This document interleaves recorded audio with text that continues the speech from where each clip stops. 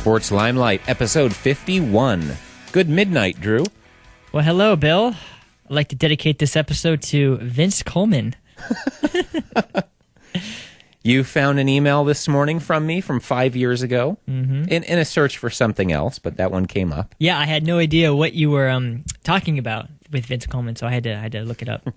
It was an email to the buddies trying to recruit for the upcoming 1066 football season, and it was sent around the 4th of July in 2007. Yeah, so that's why 4th of July is what you call Vince Coleman Day, because of the firecracker incident.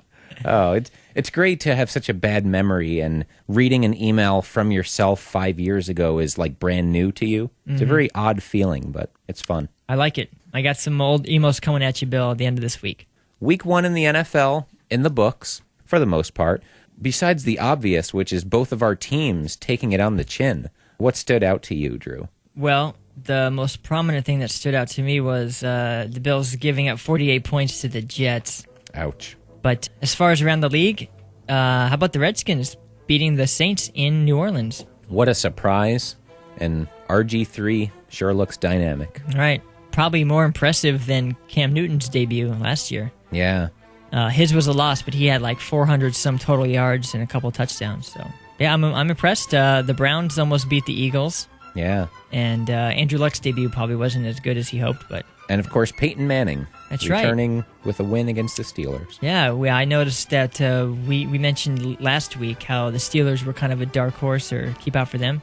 Yep, we didn't see it in week 1. Yeah. Now, that does lead us to our main, I think, point of the day regarding week 1.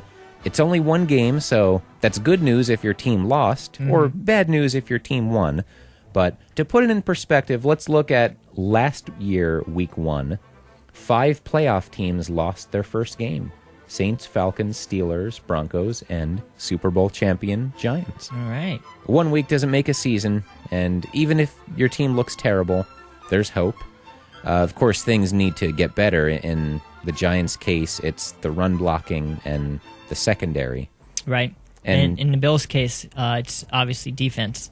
Mario Williams, no impact on the first game. Yeah, no sacks that game. I was a little disappointed. And he was going up against kind of a known weak spot on the Jets with the right tackle position, where they had Wayne Hunter in there and he wasn't working out, so they demoted him and got a new guy. And hopefully Williams will do better, a lot better the rest of the season, because the Bills, their pass rush was kind of expected to be a strength this year. Yes, I agree. The offense was okay. Ryan Fitzpatrick threw a couple picks, but I was impressed with the run game. Well, since we didn't do them last week, let's now do our predictions for the 2012 season league-wide. Nice, I like it. We did schedule game by game for the Bills and Giants last week. Of course, don't have time to do that for the rest of the league, but I think you want to make our playoff predictions? I think we can do that. Pick our playoff teams. All right. You want to start in the AFC North, Drew? Yeah, pending a collapse tonight with Baltimore, I think they're the clear front runner for that division. Agreed. So I say Baltimore comes out of that one. With sort of a 12-4-ish. Yeah, I could see him going at least 13 wins here, depending how poorly Pittsburgh plays. I think they could sweep their division. So not just a division winner, but a possible number 1 seed in the AFC. Correct. Oh, yeah. To the south? To the south. It looks like Houston is obviously the clear front runner here. They have a really good defense. I don't see them faltering in that aspect. Tennessee, maybe. I mean, they just played New England. They might scratch up there, but Indianapolis, they're not going to make the playoffs. Jacksonville is going to be another 8-8 team, so I think Houston takes it.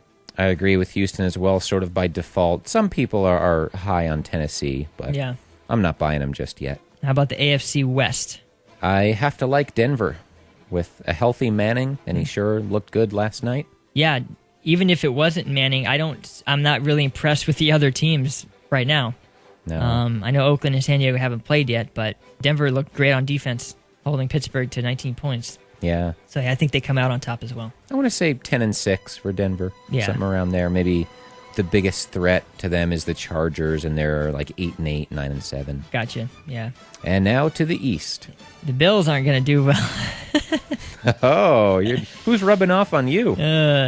One game. I know.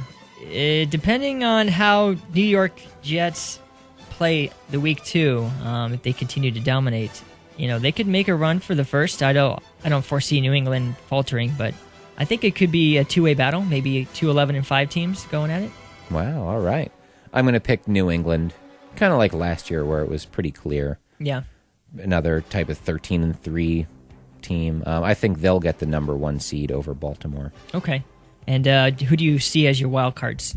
I still see Buffalo.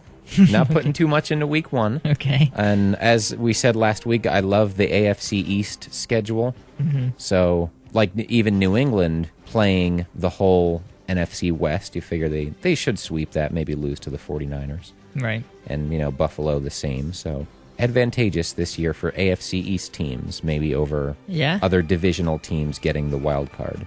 Could be 3 from that division, huh? Could be.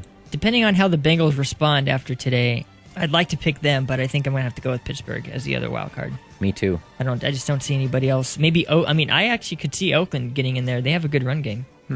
So we both have Baltimore, New England, Houston, Denver, and then wild cards, Buffalo and Pittsburgh. I'm going with the Jets. Oh, you're going with the Jets over Buffalo. Yeah. As of right now. It's week 1, right? We can change it every week if we want. Let's do that. To the NFC. Ooh, NFC. NFC North? NFC North. All right. Well, Detroit struggled with the Rams, and Chicago handled Indianapolis, which was kind of expected. And Minnesota squeaked by Jacksonville at home. And Green Bay losing to San Fran. Wow. So like the Giants, the Packers are the only 0-1 team in their division. Yeah. I think San Francisco will be as good as last year, although you don't think so. So I think Green Bay handles their division after playing the 49ers. Agreed.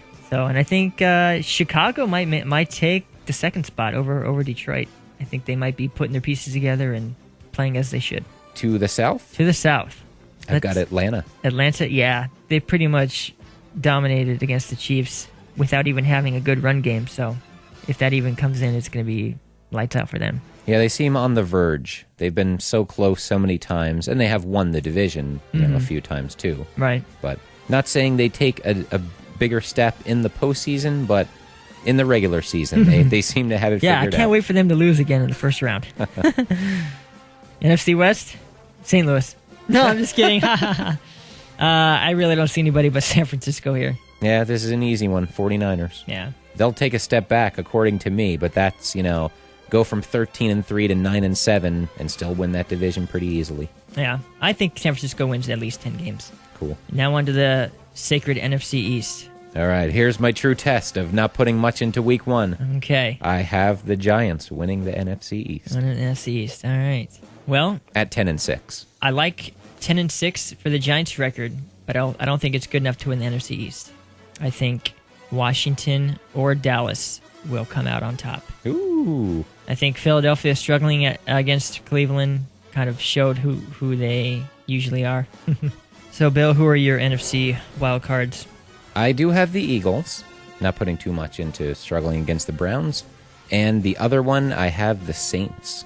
Nice. This time last week, I wouldn't have picked them, and it had nothing to do with performance on the field, but suspensions of players have been lifted. They're more like the normal Saints now, minus Sean Payton.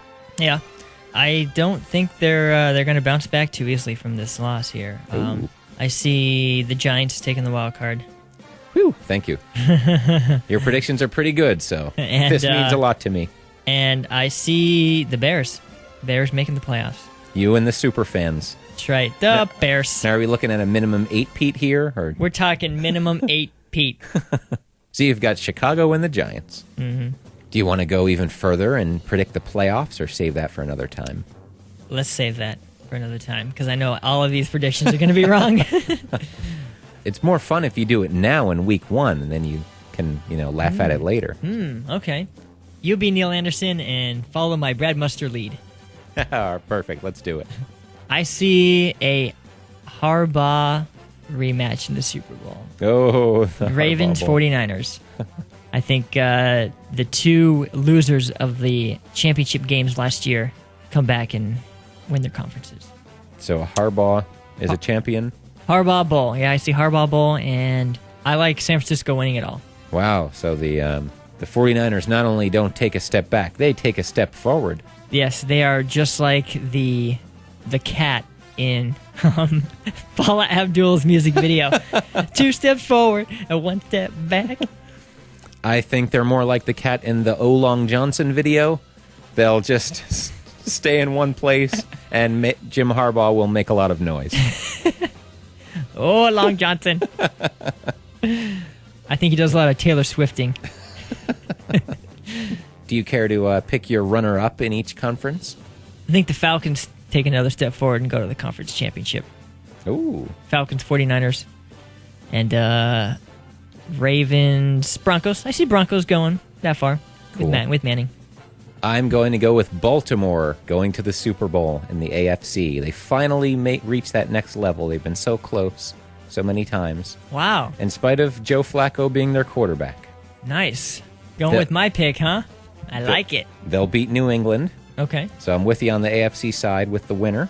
And in the NFC, the Giants have never won a playoff game, coming off of a championship victory in 8 tries. It ends this year. Giants back to the Super Bowl. Hey, all right. Nice.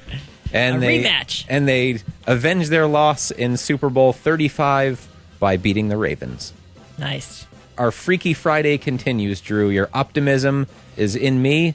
I'm picking my team, and you're pessimistic about the Bills after one game. First pick of the draft. Yes. Matt Barkley sweepstakes, would that be? It's early. If Ryan Fitzpatrick doesn't do too well. Then you can trade Fitzpatrick and Mario Williams, who hasn't done anything as a Bill. We got time for a little baseball? I like it. So I hear the Orioles are tied for first place? They are 1 game behind the Yankees now. They were tied yesterday, but the Yankees took the last game of the series. How do you feel about this, Bill? Yankees in a real slide. I'm amazed, though, by the run differentials. Baltimore is minus 29 on the season.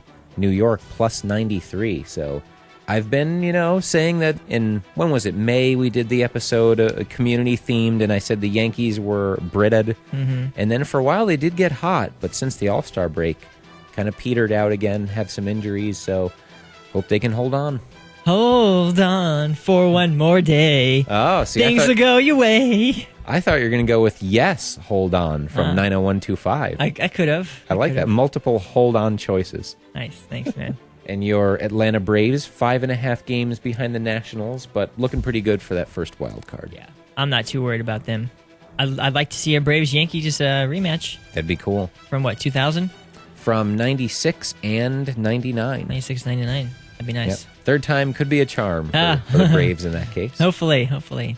So, Bill, are we going to have any record-breaking stats as I hoped for in my Sports Limelight Extra before the season started? Well, we're certainly not going to have anyone hit 400. Mike Trout leads the AL with 328. Miguel Cabrera, 346 in the NL. Josh Hamilton is leading in home runs and RBIs in the AL. Okay. But no amazing dominance in either league. Just have to wait next year for a Triple Crown winner. Maybe next year. I know Cabrera is up there, top 5 in each. And R.A. Dickey is top 3 in ERA wins and strikeouts, for what that's worth. I think, yeah. Well, can't wait till next spring to do another Sports Limelight Extra. Sports Limelight episode 51. Who knows what will be overreacted to in week 2 of the NFL season. Yeah. So, quick look ahead to week 2. Bills head back home against the Chiefs, so I like that matchup. I do too. I think they're gonna bounce back. It better be this game. Giants have Tampa Bay at home with the 10 days rest. I think they'll be healthier and ready, and they'll get a win. Nice. Go to 1-1. I like it. Sports Limelight episode 51. Thanks as always for listening. See you next time.